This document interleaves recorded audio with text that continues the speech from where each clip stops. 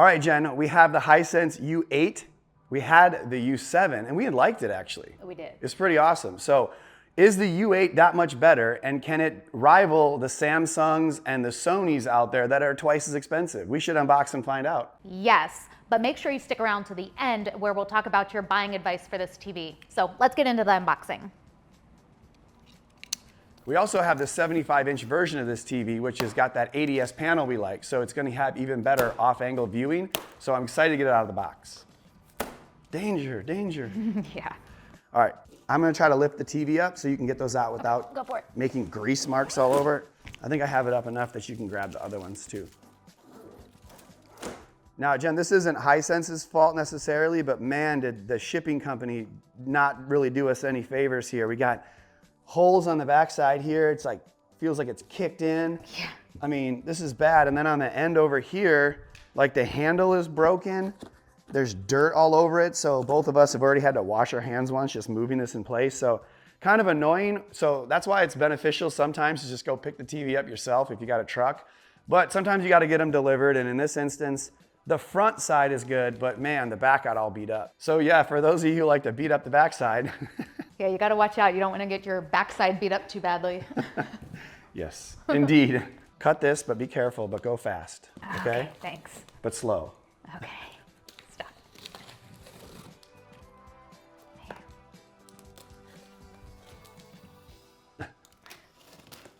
That was smooth, Jen. Right.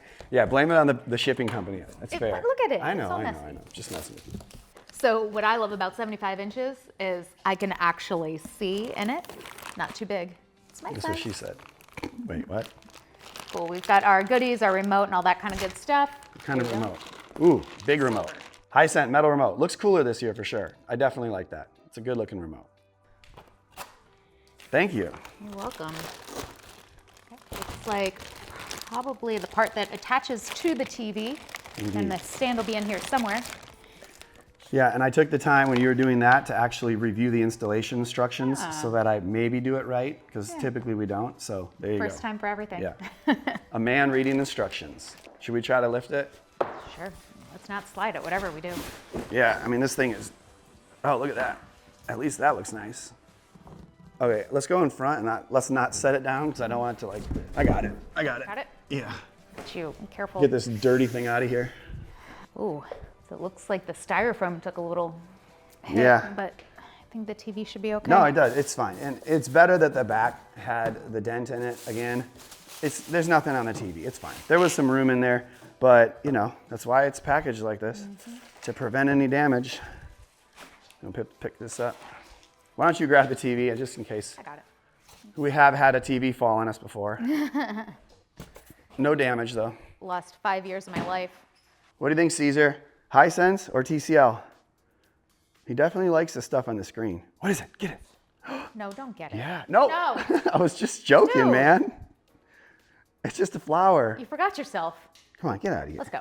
Come on, get over here. Quiet on set. Okay, so the way we're supposed to do it is the side pieces go down and then you set the TV on the side pieces. See, I already discarded them. Brian, don't forget about your side pieces. I'll never, whoa. Side pieces, Lay it just down. lay flat. But there's really no room for that. That's not what the side pieces look like. They're supposed to have grooves on one side to set it in. All right, so even though I read the instructions, these pieces don't look like the pieces in there. We can't lay these down and stand it in there, so I don't know. We'll just have to do it our own way, which is the B-dubs way anyways. So how about we just lift this out, stand it here, and I'll hold it while you put the feet on. Are you going from the front or Yeah, I'm gonna go like this. I got my side out already. Pick your side up and bring it toward me.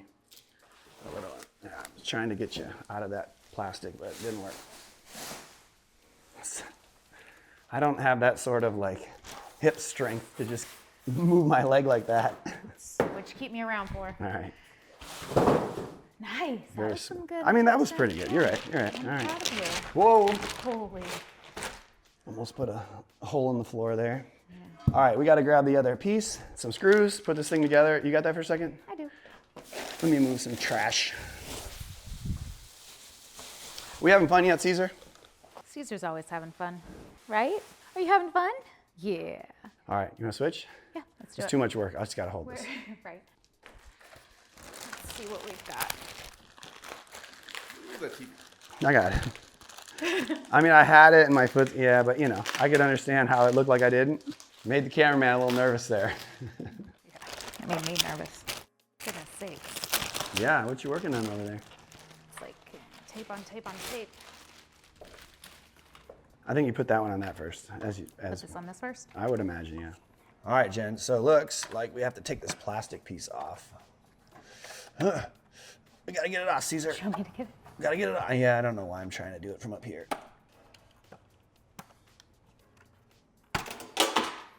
Oh, hey, look, screws. Okay, so we found 2 more screws. So now we have like 10. It's kind of confusing, That's a right? lot of screws. So the 4 big ones go down.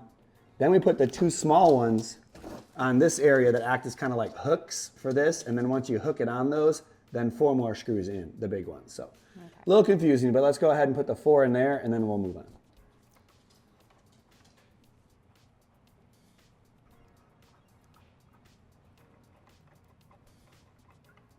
All right, so now we need the little screws right here, Jen. Okay.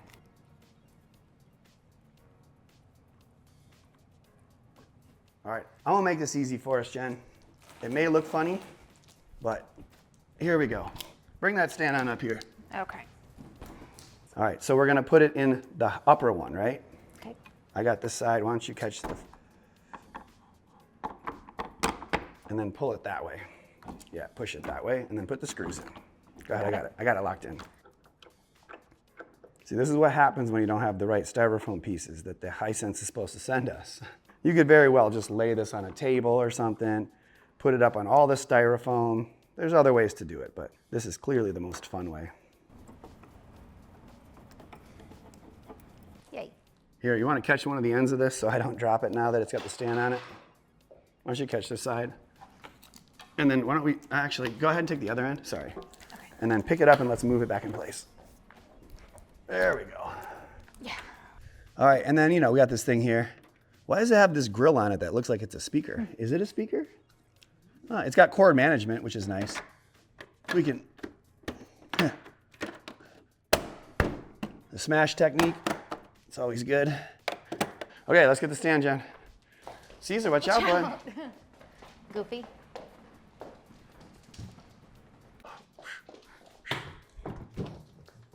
There we go. All right, you ready, Jen? Mm-hmm. 1, 2, 3. Nice. Oh gosh. There we go.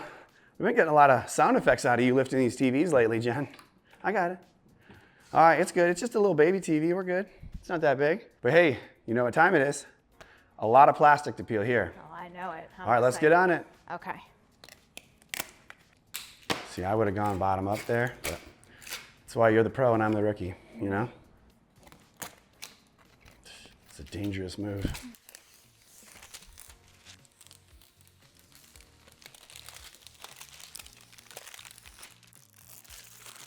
Just admiring the view. How energy efficient are we? You gonna find out first? Or you just gonna go for it? Okay. $50.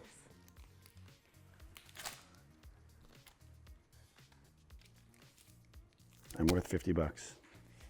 Fair. Don't sell yourself short.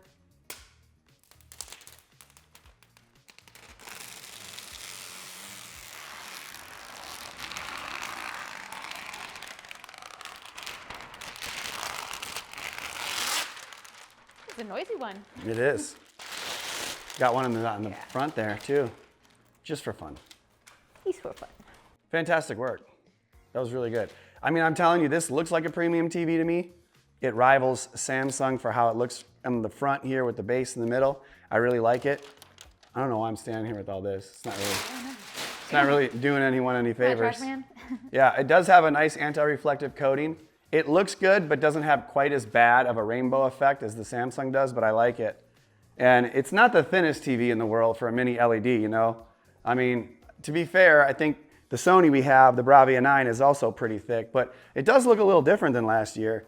Looks a little beefier. Why am I walking around with this on? Come on, Jen. Just a little thick. It's got a subwoofer up here, which is cool. I like that. And then it does have a 600 by 400 millimeter VISA pattern. So, you know, pretty standard stuff there. What do we got over here, Jen? No, just the power cord. Kind of weird that it's all the way on the end, then you need the power cord to wrap all the way around. Wouldn't it be fine just to put the power adapter right here? Or maybe like right here? I mean, I'd be fine with it. Yeah, look at how dirty my hands are, man. And then on the back, we got the USB port there, Jen, serial port, 4 HDMIs. That top one is the eARC port, which is different than the bottom two that are 4K at 120, so that's nice. It's kind of like the TCL way now, where they're doing the 4K 120s separate from the eARC port, so the soundbar doesn't affect having 2 gaming consoles. And that last two, they also say up to 144 hertz, so if you have a computer, you can still get a higher refresh rate. And then the antenna at the bottom, and then AV in and headphone jack. And then over here we have the wired internet, we have digital optical out, and another USB port. So Jen, we need to find the remote and turn it on. Well, you know. What's next? What's next, B? So I'm a lucky guy. All I have left to do is turn it on. Well, I meant the remote and turn the TV on. So why don't we find the remote and do that? Okay, thanks for clarifying. So here's our remote. It has a nice metal finish, which kind of gives it a premium feel. Then we've got our specialty buttons right here up on the top, the directional pad, and the volume and channel up and down. It's a little bit big for not having the numbers down here, but it'll get the job done. My favorite feature is, though, that it's backlit. Clap off. Woo! All right, Jen, so now it's time to turn the TV on. And look, we're on the home screen and everything's already set up for the Google TV. Amazing. We might have skipped through a few things, but as you can see, we're on the Google TV operating system, which is one of my favorites just because it's very straightforward. Whenever I log in, once I have all that stuff in there, it just has all the stuff that I've watched, and so it's very easy to pick up from a show that might have been recorded and watch it in a different room. I like that. And of course, you have all the apps from the Google Play Store. So you're just loaded up here with all the things you may want to watch. You have the free channels from Google TV. So if you've cut the cord, you know, that's something nice to watch. But to see how good this TV is, we actually go into YouTube TV, which my editor set up as the favorite button on the remote, which we didn't talk about. So that's actually one cool extra button that they have on this remote. So I'm going to hit that button and we can get into some content and see how bright it looks, how it upscales and all the good stuff. And then we'll get to the buying advice at the end. So right when I turned YouTube TV on, I noticed that the TV looked very even, and I'm not sure it was a good thing or a bad thing. I mean, it looks really good, but the thing is that I could tell it wasn't probably at its peak brightness. So we had to go in the menu and change it out of the theater night mode, and I just put it into standard mode because I just want to see what it looks like for general sports watching. Had to raise up the brightness and all this, and then the color temperature and just the menus in general for Hisense TVs are a little weird. Like, if the only thing that I complain about is the menus for this TV, it's doing a pretty good job because a couple years ago, Hisense menus were even worse. They're improving now, but you can see when I go from color, for example, from standard, it goes to warm 2 first, and then warm 1 is actually the warmest. So obviously, a little bit lost in translation there. I think, you know, warm 1 would be the in-between, and warm 2 would be the most warm color. So, you know, when you buy a TV like this, you may have little things like that. But to be honest, now that I have it all set, this looks extremely bright and still pretty even. And what I mean by that is it looks very OLED-like. It doesn't look like it's blowing out highlights and it's like overly bright, but at the same time, it has incredible contrast. And the upscaling looks really good. Some of the sports content can be very challenging to upscale from 720 up to 4K, but I think this is doing as good as any TV that I've seen this year. So realistically, when watching SDR content, sports, news, all this kind of stuff, very good TV so far. And from the unboxing, you know that we actually have the 75-inch version of this TV, which in my opinion is the best, because it has the ADS panel, which is better off angle. So if you're watching this for sports, you want to invite people over, I would recommend the 75-inch versus the other sizes, because I noticed that ratings.com, for example, gave this TV poor scores when it comes to off-angle viewing, but the 75-inch actually looks quite good from off-angle. So if you're going to choose sizes and you're like, should I get the 85, 75, or 65-inch, and you could put all of them in your house, I would go with the 75-inch if you're going to have a wide living room in which people can see it off-angle. And because we have the ability to continue watching, like I told you, I'm gonna click on Disney Plus here and try to watch this movie, although it didn't go straight into the movie, so you know. You win some, you lose some. Let's go ahead and continue watching and show you some animated footage and some other HDR content. So my initial impressions of the HDR is that this looks fantastic. Honestly, one of the best TVs I've seen in this house. I did have to go in and make a couple corrections again. We're using the same source in the native app, so we had to change it from the Dolby Vision IQ to the Dolby Vision Custom and mess around with some of the settings, move it to a more warm temperature again. I like the warm too, and then the motion enhancements, they look pretty good, minimalized, but I think at 4 and 4 is kind of the best of both worlds. It doesn't feel like there's too much judder, and at the same time, it doesn't have a ton of the soap opera effect. So 4 and 4 is where I like these settings, and it just looks very even again. It's not overly bright, but it is a bright TV. It has fantastic contrast, and you can see really good detail and depth in the picture quality. And even switching into widescreen movies, you know, I'm really looking for some things that LCD type TVs have a hard time with, like blooming into the widescreen areas. And when there's pop-ups like subtitles or credits, you know, normally there's a good amount of blooming, or you suppress some highlights trying to control that. But in both instances, this U8N is doing a fantastic job. I really see minimal blooming at all. And so for a TV to be this bright and have very little light bleeding is fantastic for a mini LED TV. And the funny thing is that the Sony Bravia 9 is a very, very highly rated TV, and I thought it was awesome for the most part, but when you pause movies, it has like this weird glowing issue where things get overexposed or the menus get a little bit brighter or dimmer. This does a pretty good job, even with these tough menus coming up, in still not looking ridiculous. Again, Sony Bravia 9, fantastic TV. The Hisense U8N, fantastic TV as well. But I like when I bring up the menus and exit out of them, there isn't a weird transition in the different lighting conditions. So it's very even, and you know, we press play and we move on with bright highlights, fantastic contrast, and overall an awesome HDR TV. So you can tell I'm pretty high on this TV. You know, let's go through the motions on a couple tests. I kind of know where we're at with each of them, but let's do it anyways, make it real quick. First, as I said, the off-angle viewing is fantastic. So if you're gonna get a size of this, get the 75-inch, because I can't predict that the 65, the 85 is gonna look like this off-angle, but I really like the 75-inch in this U8N and the U7N. Both of them look really good off-angle. Now, when it comes to blooming, the blooming looks fantastic, as I told you before. The circles on screen are actually brighter than some other TVs that we've shown, so we know that it's not really suppressing highlights too much, but at the same time, it's not bleeding into the black area. So you kind of have the best of both worlds there, and I think Hisense has come a long way with regards to their mini LED light control. The screen uniformity or dirty screen effect is something that can kind of ruin your day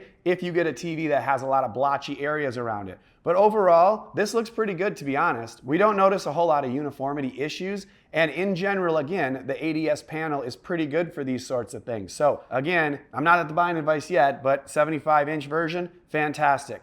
And then lastly for test is the anti-reflective capabilities, which again, very good, very even. A little bit of this rainbow effect across the screen, but not too bad. And at the same time, it handles reflections very similarly to an OLED TV, where you have a lot of dampening of that light, but you also can see that this TV is a lot brighter. So it's kind of got the best of both worlds there too. Very good anti-reflective capabilities, even better than the U7N, and at the same time, not very noticeable, very bright TV. So if you have a bright or a dark scene in your living room and with a lot of lights, I think you're gonna be in pretty good shape. So the last thing we have to get to before the buying device is gaming, because I know a lot of you guys like to play games on your TVs. So as I said before, the U8N has 2 HDMI ports that do 4K 120 and actually 4K 144 Hertz if you're gaming from a PC, which is awesome. It's got, you know, auto game mode, ALLM, and it has VRR. So really great specs for a TV, and it looks great. We're playing a couple different games, very bright and vibrant. We had a game bar at the bottom to show you all the different features that you're using while in game mode, but overall fast, responsive gameplay, everything you expect from a flagship mini LED to provide when it comes to gaming. So it's time to bring Jen back and give you guys the advice.